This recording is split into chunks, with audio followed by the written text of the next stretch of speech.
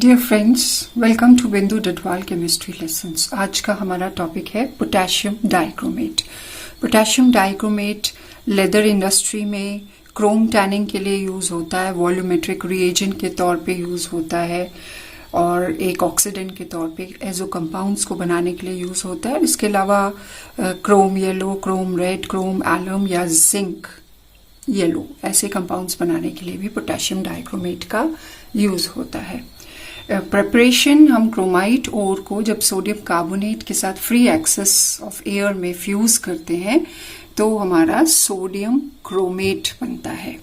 अब इस कंपाउंड के साथ फेरिक ऑक्साइड और कार्बन डाइऑक्साइड को भी साथ में बनते हैं। इनमें से फेरिक ऑक्साइड जो है फिल्ट्रेशन पे रिमूव हो जाता है। तो ये जो येलो कलर की सोडियम क्रोमेट की सोल्यूशन है, इसको फिर एसिडिफाई किया जाता है विद सल्फ्यूरिक एसिड। तो सल्फ्यूरिक एसिड के साथ रिएक्ट करने पर ये बनाएगा ऑरेंज कलर की सोडियम डाइक्रोमेट सोल्यूशन। साथ में बनता है सोडियम सल्फेट।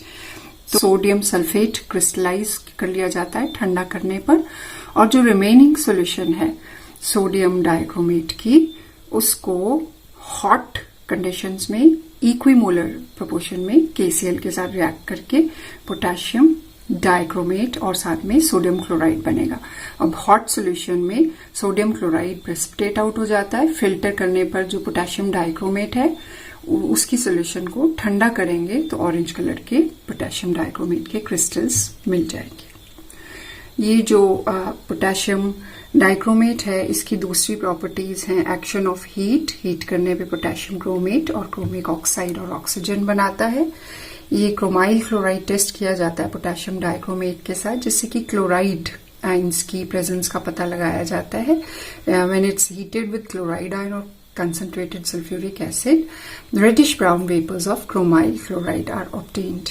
तो ये जो रेडिश ब्राउन कलर वेपर्स आती हैं उससे क्लोराइड आयन की इंडिकेशन पता लगती है, जो कंफर्म हो जाती है जब वही वेपर्स NaOH में डिसॉल्व करके येलो कलर की सोल्यूशन बनाते हैं। तो रिएक्शन में dichromate plus chloride plus sulphuric acid will form chromyl chloride along with hydrogen sulphate, potassium hydrogen sulfate and sodium hydrogen sulfate, and chromyl chloride dissolves in NaOH to form sodium chromate solution and sodium chloride and water.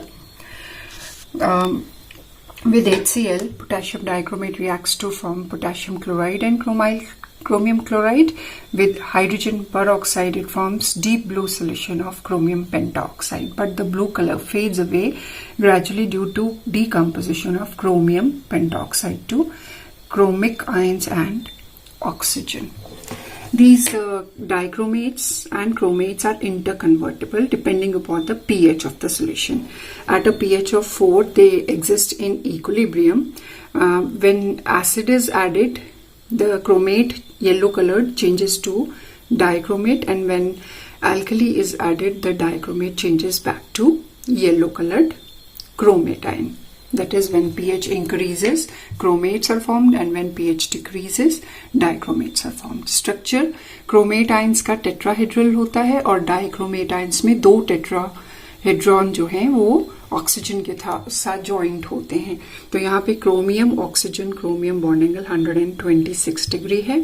ये वाला oxygen chromium bond 179 picometre है और ये सब equivalent हैं 163 picometre. ये equivalent resonance की वजह से है।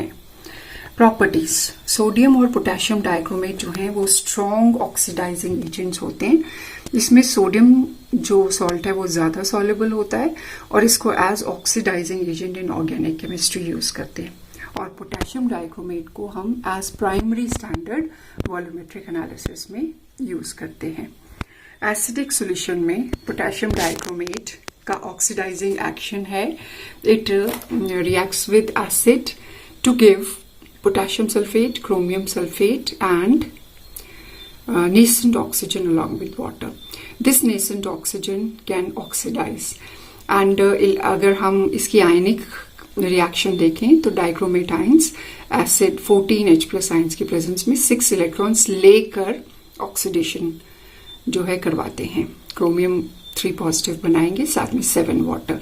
डाइक्रोमेट आयंस जो है उसमें क्रोमियम की ऑक्सीडेशन स्टेट +6 है, जबकि वो क्रोमियम 3 पॉजिटिव में कन्वर्ट हो रहे हैं। तो क्योंकि 2 में 2 एटम्स हैं डाइक्रोमेट में क्रोमियम के, एक एटम में 3 की चेंज हो रही है +6 से +3 में, तो 2 में हो जाएगी 6 की, इसलिए 6 इलेक्ट्रॉन्स ये लेते हैं।